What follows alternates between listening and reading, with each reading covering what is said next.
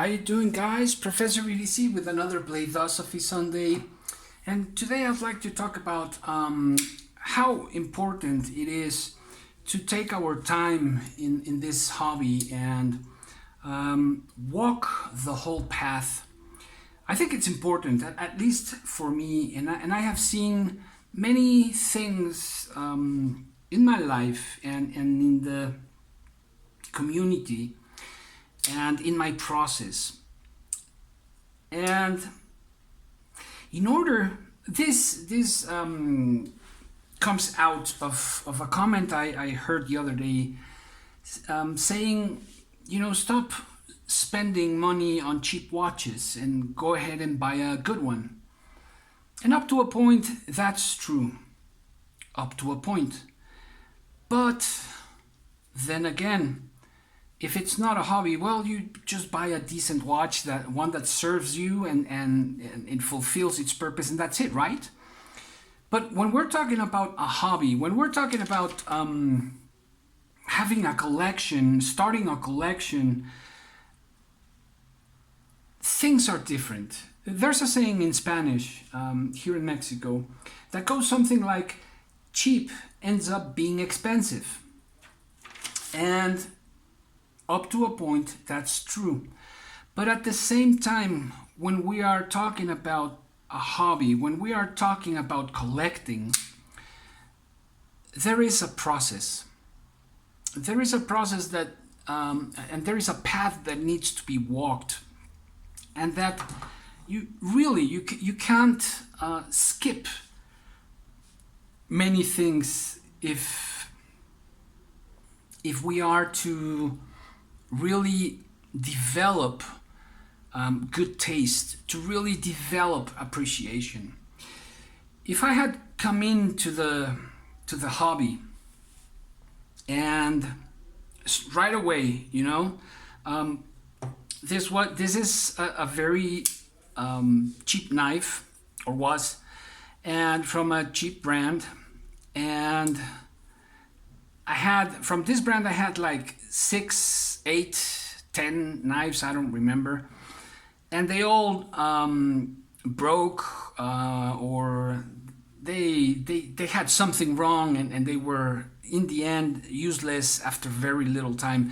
This was the only one that survived, and this is the only one, the one I learned how to sharpen with and give maintenance to, and not only that, but do very simple mods, like stone washing and acid edging, which I later used. For example, once I learned here, I applied that to my Ontario Rat 1. And this was my first rat. And I love that. I love that, having that learning curve, It's a process. It's a process. But if we jump that process, if I had jumped that process going from this to, okay, I want the best knife.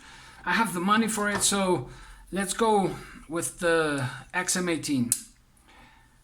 Wow, it's cool, yeah. Oh, it's tougher, it feels better. Okay, cool. I wouldn't know all that I know now. My progression went from $15 knives to $20 to $30 and $50. I stayed there for some time, and I had a bunch of other cheap or budget knives until I arrived to the Rat 1 in AUS 8 or AUS 8 steel. And this was, and still is, such a good knife that, I was satisfied there. But I kept on learning. I kept on watching Jabaz. I kept on watching Slicey Dicey and Metal Complex and Jim Skelton and many others. And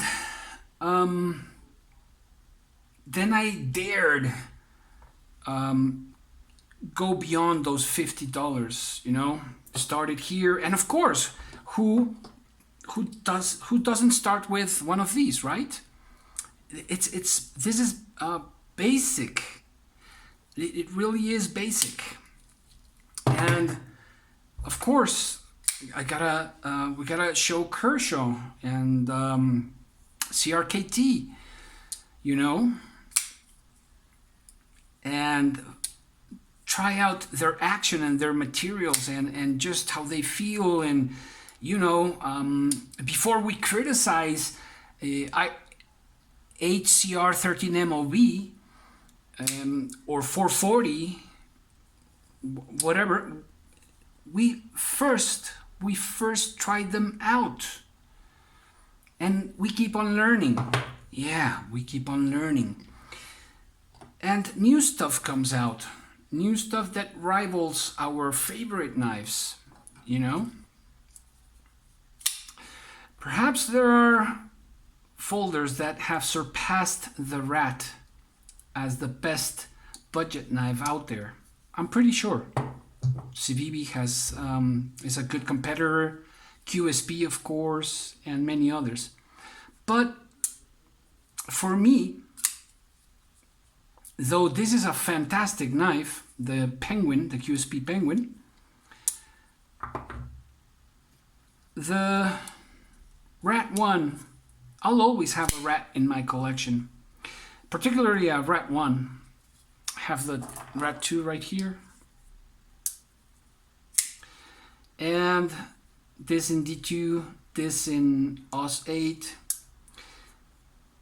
and I have learned to give a perfect maintenance to these blades and to really beat them and use them as much as I could. And once I learned, I took the next step, but I kept on learning. I learned about other materials, good quality materials. I learned about steels. I learned about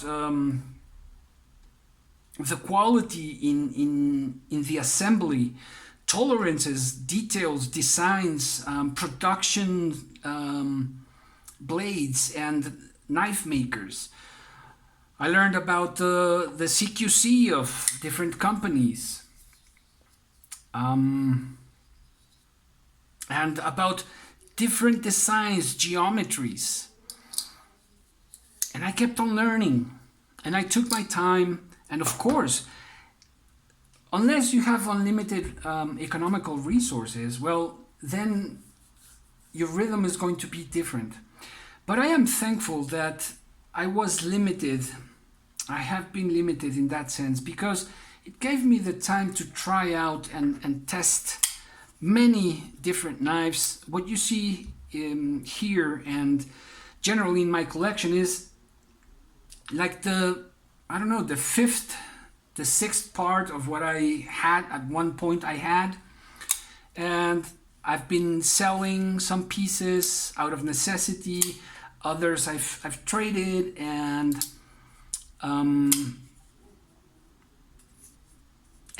just follow the path of the knife guys, as my good friend Metal Complex would say, you know, as knife guys and gals.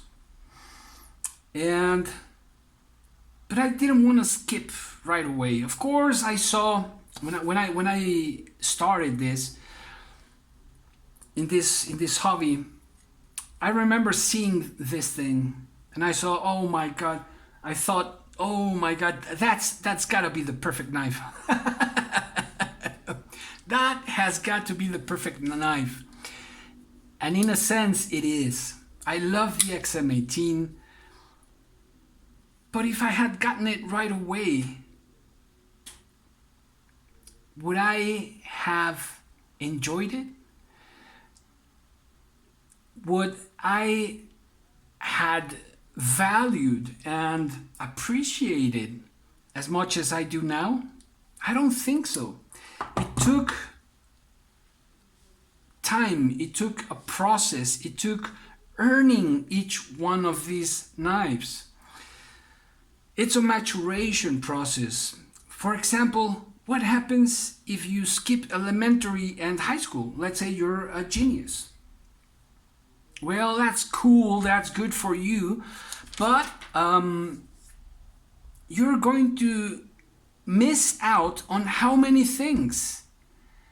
You're going to miss out on your first crush in elementary school, and arriving to, I don't know, high school or college at being extremely young. That's not going to go so well, you know?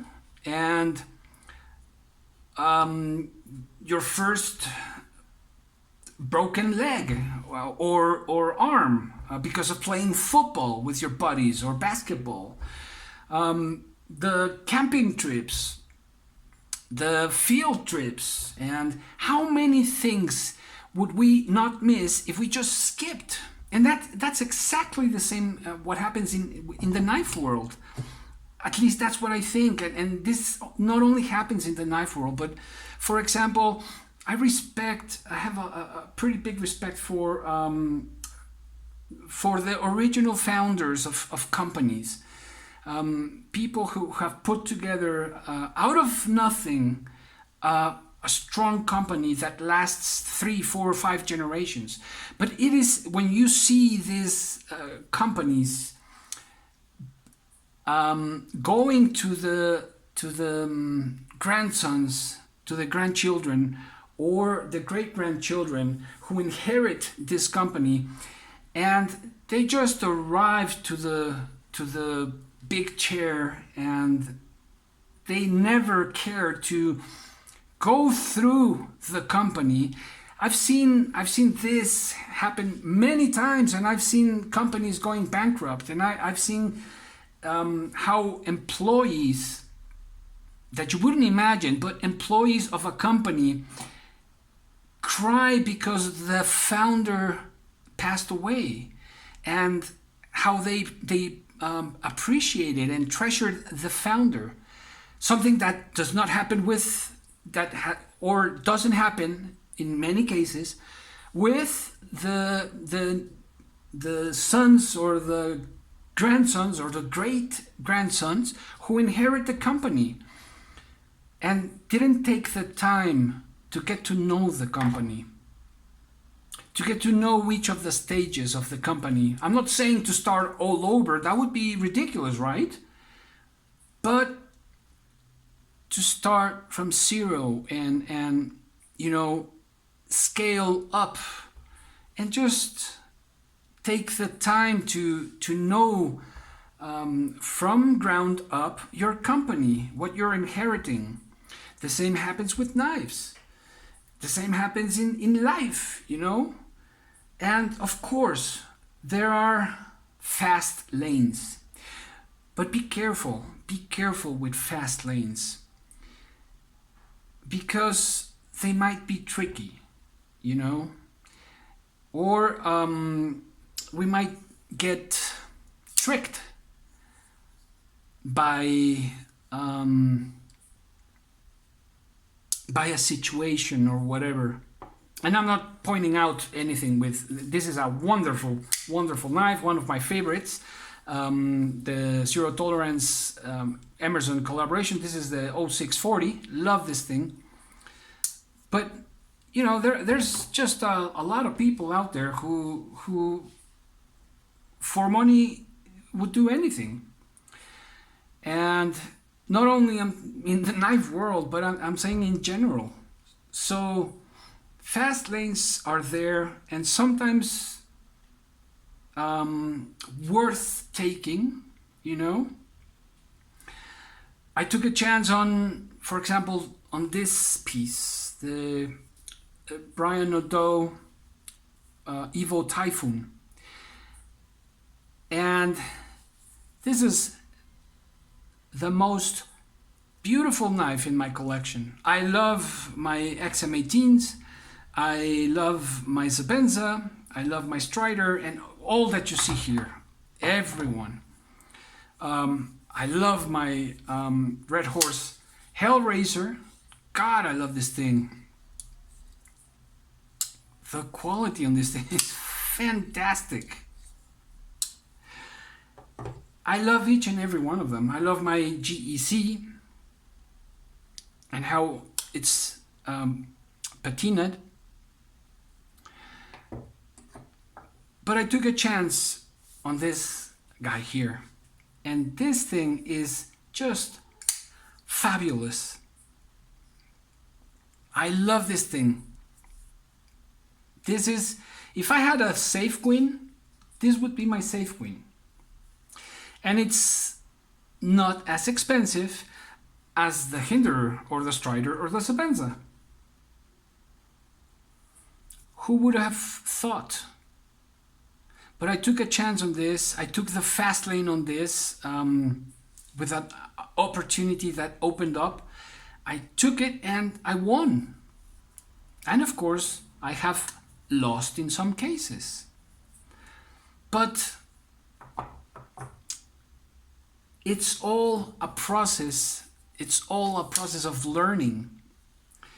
And also of enjoying. So wherever you are in this path of the knife world, try to enjoy it. Yeah, we all wish we could buy nicer and better things, right? But really, how are you going to know they truly are nicer and better if you don't experience the whole? And that's what I want to leave you with. The same goes, I think, for life. But we must be alert and be very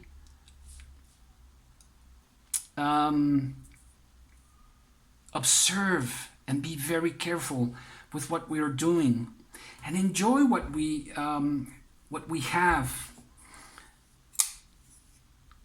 Learn how each one of our blades cut.